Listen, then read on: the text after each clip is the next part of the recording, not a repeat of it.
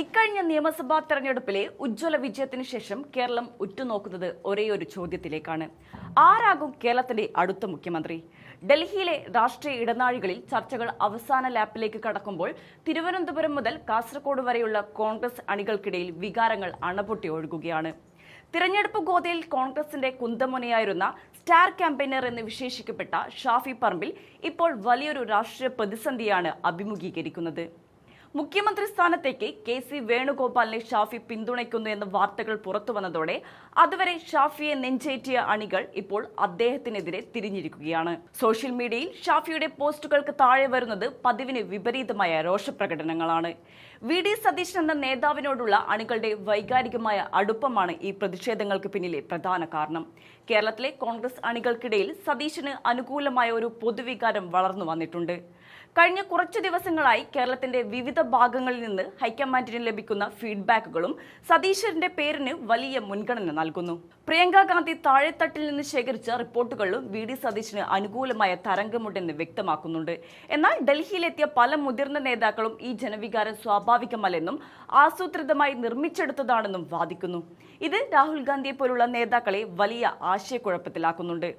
ഈ സാഹചര്യത്തിലാണ് ഷാഫി പറമ്പിലിന്റെ നിലപാട് ചർച്ചയാകുന്നത്. ഉമ്മൻചാണ്ടിയുടെ വിശ്വസ്തനായ രാഷ്ട്രീയത്തിൽ വളർന്ന ഷാഫി ഇപ്പോൾ എ ഗ്രൂപ്പിനെ പുനരുജ്ജീവിപ്പിക്കാനും പാർട്ടി സംഘടനയിൽ നിർണായക സ്വാധീനമാകാനുമുള്ള നീക്കത്തിലെന്നാണ് രാഷ്ട്രീയ നിരീക്ഷകർ വിലയിരുത്തുന്നത്. കെ.സി. വേണുഗോപാലിനൊപ്പം നിൽക്കുന്നത് തന്റെ രാഷ്ട്രീയ ഭാവിക്ക് ഗുണകരമാകുമെന്ന കണക്കുകൂട്ടലിലാകാം ഷാഫി ഈ നിലപാട് സ്വീകരിച്ചത്. പ്രത്യേകിച്ച് കെ.പി.സി.സി. അധ്യക്ഷ സ്ഥാനം ഉൾപ്പെടെയുള്ള പദവികൾ ഭാവിയിൽ ലക്ഷ്യമിടുമ്പോൾ കെ.സിയുടെ പിന്തുണ ഷാഫിക്ക് അനിവാര്യമായി വരുന്നു. എന്നാൽ വടകരയിലും പാലക്കാട്ടുമെല്ലാം ഷാഫിക്ക് വലിയ പിന്തുണ നൽകിയ മുസ്ലിം ലീഗ് പ്രവർത്തകർ പോലും ഇപ്പോൾ അതൃപ്തിയിലാണ്. വർഗീയ ധ്രുവീകരണ ശ്രമങ്ങൾക്കെതിരെ വി.ഡി. സതീശൻ എടുത്ത ശക്തമായ നിലപാടുകളാണ് അദ്ദേഹത്തെ അണികളുടെ പ്രിയങ്കരനാക്കിയത്. ആ സതീശനെ വെട്ടാനാണ് ഷാഫി ശ്രമിക്കുന്നത് എന്ന തോന്നൽ അണികൾക്കിടയിൽ ശക്തമാണ്. മറുഭാഗത്ത് ഡൽഹിയിൽ ചർച്ചകൾ സജീവമാണ്. മല്ലികാർജ്ജുൻ ഖാർഗെയും രാഹുൽ ഗാന്ധിയും പ്രിയങ്ക ഗാന്ധിയും ചേർന്ന് ഒരു അന്തിമ ഫോർമുലയ്ക്കായി ശ്രമിക്കുകയാണ്.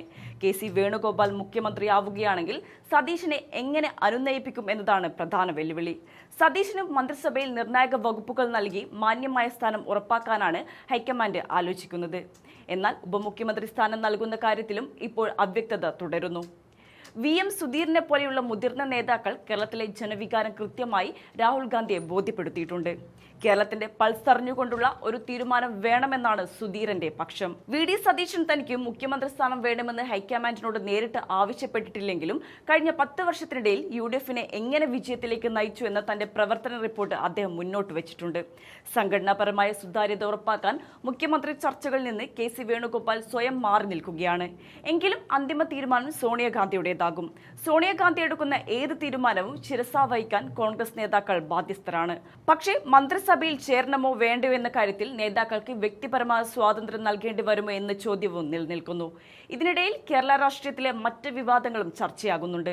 വെള്ളാപ്പള്ളി നടേശന്റെ പരാമർശങ്ങളും അതിനോടുള്ള ജി. സുധാകരന്റെ പ്രതികരണങ്ങളും രാഷ്ട്രീയ കേരളം ശ്രദ്ധിക്കുന്നു. വിമർശിക്കുന്നവരെയെല്ലാം വർഗീയവാദികളായി മുദ്രകുത്തുന്ന രീതിക്കെതിരെയും ചർച്ചകൾ ഉയരുന്നുണ്ട്. എ.എം. ആരിഫിനെ പോലെയുള്ള മുതിർന്ന നേതാക്കൾക്കെതിരെ വരുന്ന ആരോപണങ്ങൾ ഇതിന് ഉദാഹരണമാണ്. എന്നാൽ ഇപ്പോൾ എല്ലാവരുടെയും കണ്ണുകൾ ഡൽഹിയിലേക്കാണ്. ഇന്ന് രാവിലെ മല്ലികാർജ്ജുൻ ഖാർഗെയുടെ വസതിയിൽ നടക്കുന്ന യോഗത്തിൽ കേരളത്തിന്റെ മുഖ്യമന്ത്രി കാര്യത്തിൽ ഒരു അന്തിമ തീരുമാനമുണ്ടായേക്കും. എ.കെ. ആന്റണി സൂചിപ്പിച്ചതുപോലെ എല്ലാവർക്കും സന്തോഷകരമായ ഒരു റിസൾട്ട് ഉണ്ടാകുമോ അതോ ഗ്രൂപ്പ് പോര് വീണ്ടും തെരുവിലേക്ക് നീളുമോ എന്ന് വരും മണിക്കൂറിൽ അറിയാം. അണികളുടെ വികാരവും നേതാക്കളുടെ താൽപര്യങ്ങളും തമ്മിലുള്ള ഈ വടംവലിയിൽ കോൺഗ്രസ് ഹൈക്കമാൻഡ് ആറ് തുണയ്ക്കും എന്നത് കേരള രാഷ്ട്രീയത്തിന്റെ ഗതിമാറ്റുന്ന ഒന്നായിരിക്കും. ഇന്നത്തെ പകൽ അവസാനിക്കുമ്പോഴേക്കും ഡൽഹിയിൽ നിന്ന് ആ വെളുത്ത പുക ഉയരുമെന്ന് തന്നെ നമുക്ക് പ്രത്യാശിക്കാം.